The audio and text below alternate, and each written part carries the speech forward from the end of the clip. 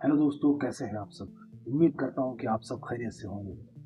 स्वागत और इस्तकबाल है आपका हमारे चैनल बियॉन्ड बॉर्डर्स में। दोस्तों, आज हम मिडिल ईस्ट में बदलती हुई जियो पॉलिटिक्स पर एक सरसरी से निगाह डालने जा रहे हैं। मिडिल ईस्ट ये सिर्फ एक ज्योग्राफिकल यूनिट नहीं, बल्कि इतिहास, मजहब, सियासत और शक्ति संतुलन यानी पावर ऑफ बैलेंस का एक विस्फोटक संगम है। हर कुछ सालों में ये इलाका दुनिया के सबसे बड़े क्राइसिस का सेंटर बन जाता है और 2024 से लेकर 2025 तक यहाँ एक बार फिर से यही सब कुछ हो रहा है।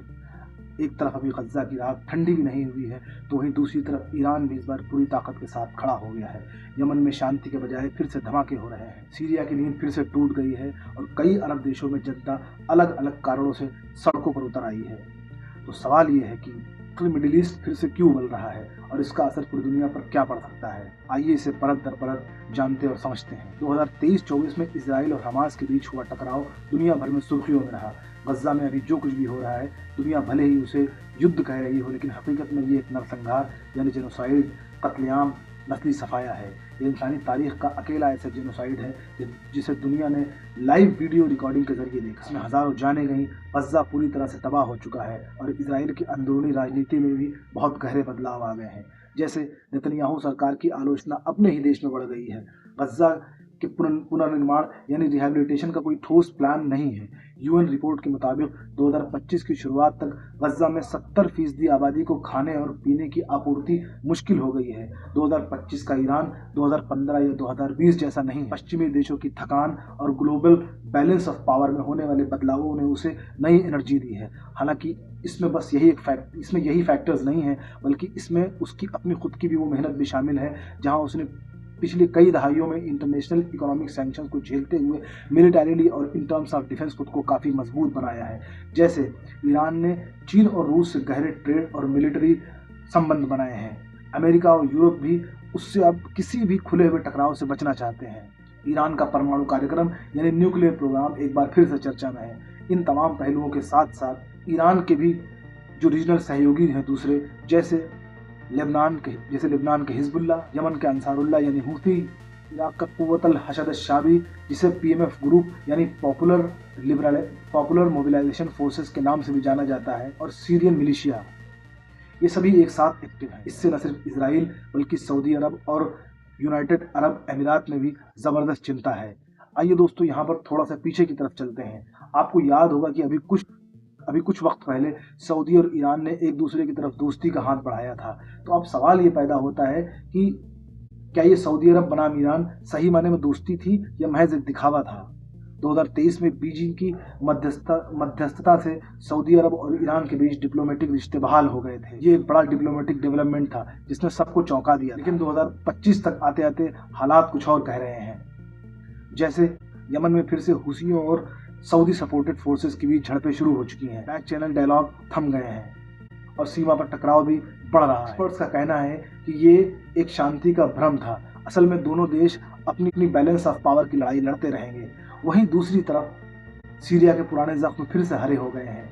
सीरिया का संघर्ष एक दशक से भी ज्यादा पुराना है। हालांकि 2020 के बाद से ये कंपैरेटिवली पीसफुल लग रहा था, लेकिन 2025 में यहाँ एक्टिविटीज फिर से बढ़ गई। तुर्की ने नॉर्दर्न सीरिया में फिर से फौजी कार्रवाई शुरू कर दी है। रूस, जो सीरिया का मुख्य सहयोगी था, अब यूक्रेन की जंग में फंसा हुआ है। कई फौजें फिर से ऑर्गेनाइज हो रही हैं। आईसिस के बचे कुछ एलिमेंट्स कुछ इलाकों में दोबारा एक्टिव हो गए हैं, जिसकी वजह से इस इलाके में ह्यूमैनिटेरियन और रिफ्यूजी क्राइसिस और सियासी बेयकीनी यानी पॉलिटिकल अनसर्टेनिटी फिर से बढ़ गई है। आइए इसके एक और पहलू की तरफ देखते हैं, और जनता बनाम रूलिंग क्लास। मिडिल ईस्ट के कई देशों में इकोनॉमिक इनइक्वालिटी, बेरोजगारी और महंगाई बिल्कुल अपने पीक पर है। ट्यूनीशिया, जॉर्डन और लेबनान जैसे देश गहरे इकोनॉमिक क्राइसिस से जूझ रहे हैं। इंटरनेशनल मॉनेटरी फंड से लिए गए कर्ज की शर्तों की वजह से सब्सिडी में भारी कटौती हुई है। खाने पीने की चीज़ों और ईंधन की कीमतें बढ़ गई हैं। करप्शन के खिलाफ भी गुस्सा बढ़ गया है।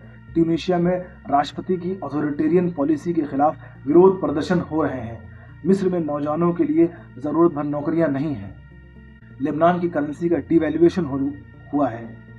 एक्सपर्ट अभी से ये अंदाजे लगा रहे हैं, क्या ये एक नया अरब स्प्रिंग हो सकता है। जाहिर सी बात है कि भले ही एक अरब स्प्रिंग ना हो, लेकिन इसकी संभावना से इनकार भी नहीं किया जा सकता है। अमेरिका अब धीरे धीरे मिडिल ईस्ट से दूरी बना रहा है, लेकिन अभी वो पूरी तरह से गया नहीं है। वो अब सिर्फ काउंटर टेररिज्म और एसेट के प्रोडक्शन पर फोकस कर रहा है, लेकिन उसने इजराइल और गल्फ के देशों के साथ टेक्नोलॉजी और मिलिट्री से रिलेटेड साझेदारी अभी भी बनाए रखी है। वहीं दूसरी तरफ रूस, जिसकी पकड़ सीरिया में मजबूत थी, अब यूक्रेन में उलझा हुआ है, लेकिन वो सीरिया से बाहर भी नहीं जाना चाहता है। इसका एक तीसरा रुख चीन भी है, जो इन तमाम पहलुओं, इन तमाम बातों के बीच बड़ी ही शांति के साथ इन्वेस्टमेंट कर रहा है। बेल्ट एंड रोड इनिशिएटिव के जरिए उसने बंदरगाहों, तेल पाइपलाइनों और डिजिटल इंफ्रास्ट्रक्चर में ज़बरदस्त इन्वेस्टमेंट कर रखा है। तो यहाँ पर बिल्कुल साफ साफ देखा जा सकता है कि मिडिल ईस्ट अब सिर्फ इस्लामी दुनिया का भूगोल भर नहीं है, बल्कि सुपर पावर्स के शतरंज की नई बिसात है।